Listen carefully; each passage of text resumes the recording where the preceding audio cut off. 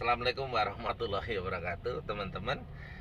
eh Banyak teman ya kita ini, saya sebagai profesi advokat dan lebih dari 70% klien yang saya tangani adalah klien-klien yang bermasalah dengan hutang ya.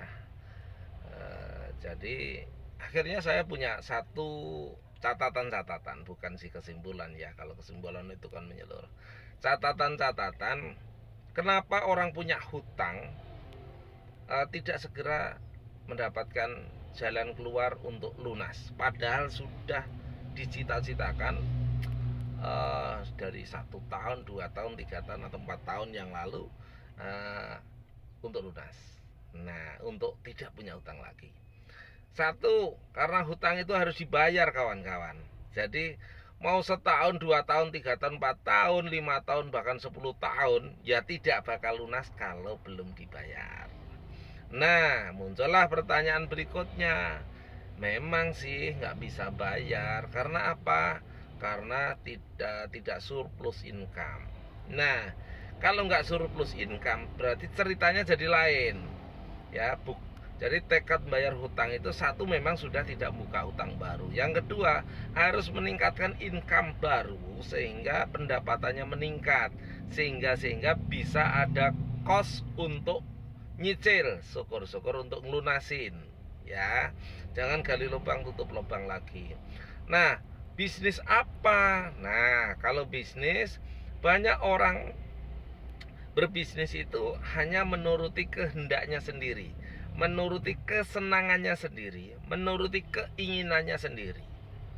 Nah, sementara belum punya pengalaman dalam bisnis gitu loh. Nah, seperti apa contohnya? Wah, aku isone ya begini, jualan A, jualan B, jualan C, kalau yang lain-lain nggak bisa. Sebenarnya bukan masalah bisnisnya apa, jualannya apa. Jadi kalau kita punya target besar untuk bisa melunasi hutang, maka bisnis yang kita jalankan harus dipastikan bahwa bisnis tersebut memang punya kompetensi, kompatibel dengan hutang kita, teman-teman. Harus realistis, harus masuk akal bahwa bisnis tersebut bisa menyelesaikan hutang. Contohnya gini, hutang kita 1 miliar ya, tapi karena stresnya sehingga tidak lagi kita bisa punya pemikiran untuk bisnis yang lebih besar. Akhirnya apa?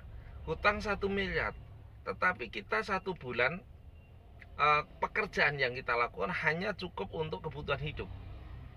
Maka yang terjadi sampai kapanpun kan berarti utang tidak pernah berkurang. Sementara rumusnya, kalau tidak pernah berkurang ya berarti utuh kan. Nah, maka bisnis itu bukan masalah suka tidak suka.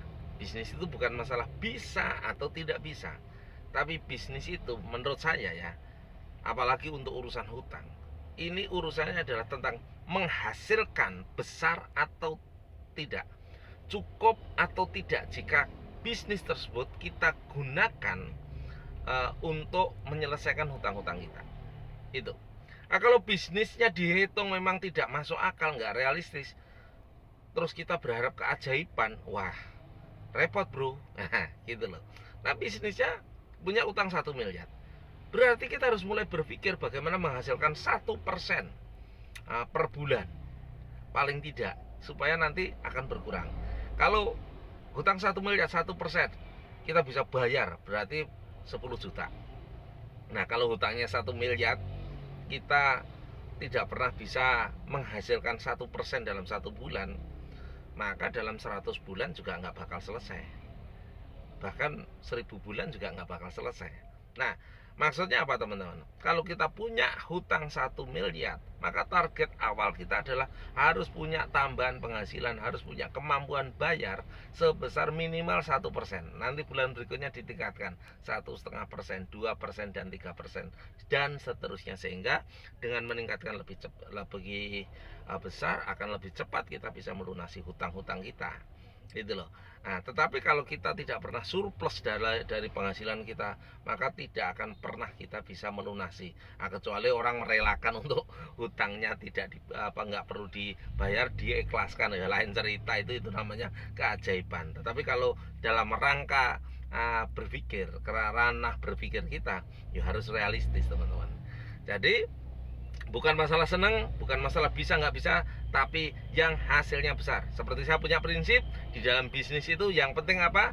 Tidak melanggar syariat Islam sebagai agama saya, dan tidak melanggar hukum pemerintahan.